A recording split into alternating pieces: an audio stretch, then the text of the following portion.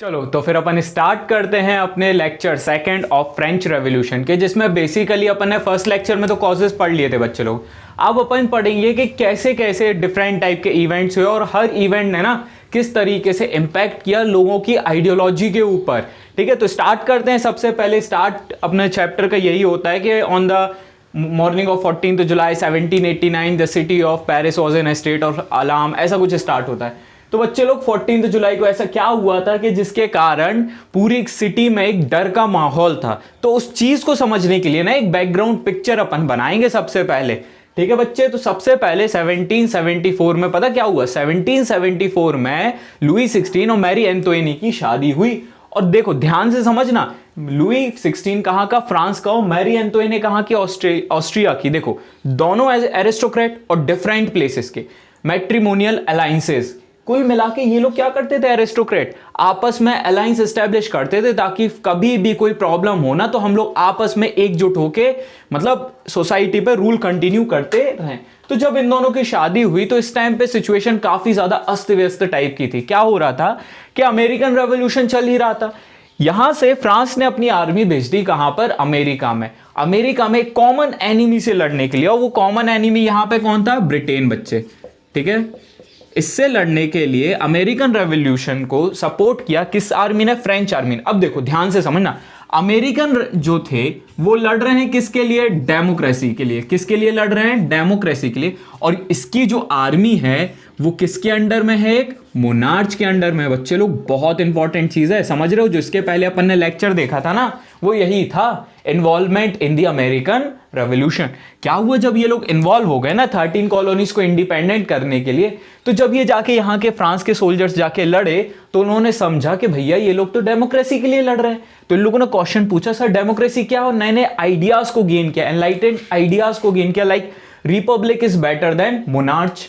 Clear हुई ये बात। नो टैक्सेशन विदाउट रिप्रेजेंटेशन, ऐसी कुछ आइडियाज लेकर ये वापस कहां आए, फ्रांस में। वन मोर थिंग, जब भी कोई देश वॉर लड़ता है बच्चे तो इकोनॉमिकल लॉस तो पहला है, क्योंकि आप वेपन्स ले जाओगे, आप डिफरेंट चीज ले जाओगे बहुत सारे, और उसके लिए पैसा तो लगने वाला है। सेकंड चीज, वहां के मैन पावर कम होने लगते हैं, क्योंकि आप एक बच्चे को या एक बुजुर्ग व्यक्ति को वॉर पे ले जाने मतलब वॉर पे ले जाके लड़वाओगे नहीं, क्या करोगे, एक प्रकार से जो यंग एज के ग्रुप हैं उसको लड़वाओगे।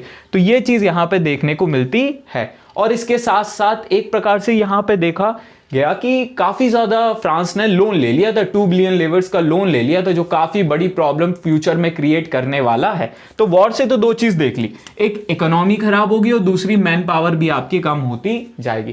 जब ये सारी चीज हुई और इतना बड़े अमाउंट में कर्ज चढ़ गया किसके ऊपर, फ्रांस के ऊपर, तो इसने क्या किया, 5 मई 1789 को, किसने, लुई 16 ने। देखो बच्चे लोग हम ये पहले ही से बना के रखे हैं फ्लो चार्ट, इसको बस आपको कॉपी करना है और ध्यान से समझना है। ठीक है, 5 मई 1789 को स्टेट जनरल बुलाई। तो स्टेट जनरल होती क्या, स्टेट जनरल एक मीटिंग है जिसमें कुछ इंपॉर्टेंट डिसीजंस लिए जाते हैं। उसमें फर्स्ट एस्टेट, सेकंड एस्टेट और थर्ड एस्टेट तीनों को बुलाया जाता है। तीनों के स्पेसिफिक रिप्रेजेंटेशन होते हैं, जैसे फर्स्ट एस्टेट से 300 लोग आएंगे, सेकंड एस्टेट से भी 300 लोग आएंगे और थर्ड एस्टेट से 600 लोग आएंगे। अब प्रॉब्लम क्या है, प्रॉब्लम ये नहीं है, प्रॉब्लम ये है कि फर्स्ट एस्टेट के पास भी 1 वोट है, सेकंड के पास भी 1 है और थर्ड के पास भी 1 है। कभी भी कोई भी कुछ होगा ना बच्चे, ये दोनों हमेशा मिल जाते हैं। और मेजोरिटी किसके साइड आ गई, 1 + 1 2, तो ये हमेशा एलिनिएट फील करता है। इस बार नहीं, इस बार बच्चे लोग ये लोग चढ़ गए, ये लोग कहने लगे कि नहीं हमें तो चाहिए 1 पर्सन 1 वोट।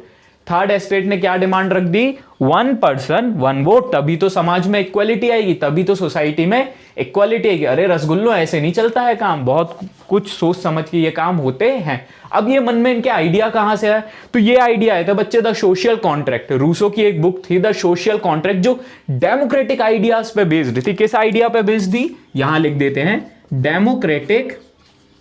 डेमोक्रेटिक आइडियाज पे बेस्ड थी बच्चे। जब इन लोगों ने ये किताब पढ़ी ना तो इनके दिमाग का वो बल्ब जल गया, मेंटोस, दिमाग की बत्ती जला दे, ऐसा कुछ हुआ। और ये बिल्कुल खुश हो गए कि अरे अब तो अपन को 1 पर्सन 1 वोट चाहिए है। लेकिन क्या ये दोनों मानने वाले हैं, बिल्कुल नहीं। क्यों, क्योंकि 300 + 300 600 = 600, बराबरी आ जाएगी।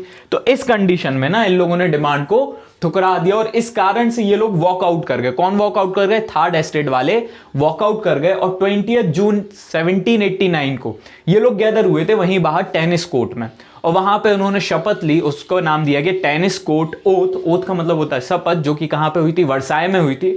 और इस ओथ के कारण एक इंस्टीट्यूशन फॉर्म होता है जिसका नाम क्या है बच्चे? National assembly. इस इंस्टीट्यूशन का नाम क्या है? National assembly. क्लियर हुई बात? अब नेशनल असेंबली को ना दो लोग लीड कर रहे थे, पहला मिरेबुए और दूसरा एबे सिए। कितने लोग लीड कर रहे थे? दो लोग, मिरेबुए और एबे सिए। अब देखो सिंपल सी बात है, यहां पे ना ये दोनों बहुत अच्छे तरीके से नेशनल असेंबली की सॉलिडेरिटी को मेंटेन करने के लिए डिफरेंट डिफरेंट काम कर रहे थे, जिसमें एबे सिए का एक बहुत ही ज्यादा पैम्पलेट, उस पैम्पलेट का नाम है what is the third estate. इसने जब ये पब्लिश किया ना तो बच्चे थर्ड एस्टेट पकड़ ऐसे बिल्कुल बैठ गए और उसको पढ़ने लगे। What is the third estate? अरे ये क्या है थर्ड एस्टेट? वो वर्ग जिसको शोषण किया जाए, जिसके साथ शोषण किया जाए, वो लोग जो टैक्स बहुत ज्यादा देते हैं, या वो लोग जो किसी भी प्रकार के राइट्स एंजॉय नहीं करते। जब ये लोग सोचना चालू किए ना, ब्रेन स्ट्रॉमिंग की इन लोगों ने, तब इनको पता चला कि यार थर्ड एस्टेट ना सबसे ज्यादा एक्सप्लॉइटेड एक सेक्शन ऑफ दी सोसाइटी है। जब ये चीज पता चली ना तो बच्चे सारे लोग किससे जुड़ने लगे? नेशनल असेंबली से जुड़ने लगे। अब बच्चे लोग एक मजेदार बात बताएं, नेशनल असेंबली ना जलेबी की तरह है। किस तरीके की थी? सॉरी, जलेबी की तरह, कि वो स्टार्ट तो एक सिंगल पॉइंट से, वो कंटिन्यू दिन पे दिन क्या होती जा रही है? बढ़ती जा रही है। कुछ इस तरीके से ना बच्चे नेशनल असेंबली बढ़ना चालू हो गई। किसकी वजह से? सिर्फ एक एबे सिए के पैम्पलेट की वजह से, what is the third estate. Clear हुई बच्चे? अब देखो यहां पे एक चीज बैकग्राउंड में और चलाए रखना, इस टाइम पे ना काफी ज्यादा बैड हार्वेस्ट 1788 से 1789, हमने आपको लास्ट लेक्चर में लिखाया होगा 1788 से 1789 ना एग्रीकल्चरल फेलियर देखने को मिला। अब बताओ, एग्रीकल्चर फेलियर होगा तो प्राइजेस ऑफ एग्रेरियन कमोडिटी या एग्रीकल्चर से रिलेटेड कमोडिटी बढ़ेगी ना, क्योंकि डिमांड ज्यादा है तो प्राइजेस क्या हो जाएगी? बढ़ जाएगी। लेकिन सोसाइटी में तो बहुत लोग गरीब हैं, पहली चीज। दूसरी चीज देखो, भूख भी लगी है। दूसरी चीज, इनको डर भी लग गया कि किंग ने आदेश दे दिया है अपने ट्रूप्स को कि पेरिस में जाके लोगों पे अटैक कर दे। डर प्लस भूख। क्लियर हुई ये बात? हंगर प्लस, एक प्रकार से यहां पे हंगर प्लस फियर, और ये दोनों चीज यहां पे देखने को मिली, जिसके कारण लोग डर गए। और बेस्टील, जो कि उस टाइम पे एक मतलब प्रिजन हुआ करता था, लेकिन उसके पहले फोर्ट था, वहां पे उन लोगों ने अटैक किया, आर्म्स एंड एम्यूनेशंस को कलेक्ट किया और किंग की ट्रूप्स के अगेंस्ट ये लोग चले गए कि भैया अब तो हम आपकी बात सुनने वाले नहीं हैं। And this was the event, यहां से फ्रेंच रेवोल्यूशन का पहला इवेंट देखने को मिलता है, द फॉल ऑफ बेस्टील। प्यारे बच्चों समझ में आया ना अपन ने क्या देखा? The fall of Bastille. अब देखो यहां पे एक और पैरेलल चीज देखना, जब ये सारी चीजें चल रही थी, नेशनल असेंबली ने 4 अगस्त 1789 एक डिग्री पास किया, एक लॉ टाइप का पास किया। कब? 4 अगस्त 1789, जिसमें उसने सबसे पहले क्या किया? फ्यूडल सिस्टम को खत्म किया। बच्चे, जो फ्यूडल्स होते थे ना, फ्यूडल्स मतलब होते हैं, जैसे सपोज करो ये एक जगह है ए, यहां पे ये सेंटर पॉइंट है क्या? ए, या ए राजा है। अब उसको यहां भी कंट्रोल करना है, यहां भी कंट्रोल करना है, यहां भी और यहां भी। वो एक वक्त पे चारों जगह तो नहीं हो सकता है, तो वो क्या करता है? अपना अपना एक रिप्रेजेंटेटिव रख देता है यहां पे। सपोज करो एक्स वाई जेड, वो एक्स वाई जेड को पावर दे देता है कि वहां पे आप टैक्स लगा सकते हो, वहां पे आप अपनी आर्मी मेंटेन कर सकते हो, लॉ एंड ऑर्डर को मेंटेन कर सकते हो, पीस एस्टैब्लिश कर सकते हो। इन्हीं एक्स वाई जेड को बच्चे कहते हैं अपन क्या? फ्यूडल्स। ठीक है, तो इस चीज को इन लोगों ने खत्म कर दिया। टैक्सेस वगैरह चीजों को खत्म करने की बात की, टिथ वगैरह, जो टिथ और टैले वगैरह टैक्सेस थे उसको खत्म किया। जो चर्चेस के लैंड थे उसको एक प्रकार से रोक दिया उन लोगों ने, मतलब चर्चेस के लैंड का कंट्रोल बिल्कुल भी नहीं रहेगा। एक प्रकार से चर्च के हाथ से उनका लैंड पूरी तरीके से हट गया और सीज कर लिया लोगों के द्वारा। क्लियर हुई ये बात? तो अपन ने पूरी तरीके से क्या देखा? एक बैकग्राउंड देखा कि बच्चे लोग 14 जुलाई 1789 को जो हुआ है ना, उसके पीछे क्या क्या रीजन है और कैसे एक नेशनल असेंबली जो फॉर्म हो गई ना, ये कंटिन्यू ग्रो करने वाली है, और किस तरीके से फ्रांस का कॉन्स्टिट्यूशन बहुत बार बदलेगा, मतलब 5 to 6 टाइम्स वो चेंज होगा फ्रांस का कॉन्स्टिट्यूशन। और कुल मिला के ये जो चैप्टर है ना बच्चे, ये आपके 10th के फर्स्ट चैप्टर से जाके भी जुड़ जाएगा। ठीक है, the rise of nationalism in Europe. चलो तो फिर एक बार फिर से रिवाइज कर लेते हैं। 14 जुलाई 1789 को फॉल ऑफ बेस्टील। क्यों? क्योंकि इन दोनों की शादी हुई। जब शादी हुई तो देखा कि अमेरिका में लड़ाई चल रही है ब्रिटेन को हराने के लिए। इन लोगों ने अपनी आर्मी कहां भेज दी? अमेरिका। फ्रांस की आर्मी कहां गई? अमेरिका। एक मोनार्की की आर्मी एक डेमोक्रेटिक लड़ाई में हिस्सा ले रही है। वॉर की वजह से क्या हुआ, economic loss, man power loss, इसके कारण इन लोगों ने एस्टेट जनरल बुलाई जिसमें फर्स्ट, सेकंड और थर्ड एस्टेट थे। 300, 300 और 600, 111 तीनों को वोट दिए गए थे। लेकिन थर्ड एस्टेट ने डिमांड कर दी 1 पर्सन 1 वोट। क्यों? क्योंकि उन्होंने एक किताब पढ़ ली थी, बच्चे लोग बहुत होशियार बन गए थे ये लोग। द सोशल कॉन्ट्रैक्ट किसकी किताब थी? ये रूसो की बुक थी, ठीक है। फाइनली फिर टेनिस कोर्ट में ये लोग गए, वहां पे नेशनल असेंबली इन लोगों ने फॉर्म कर ली। मीरेबू और एबेसियस के हेड थे।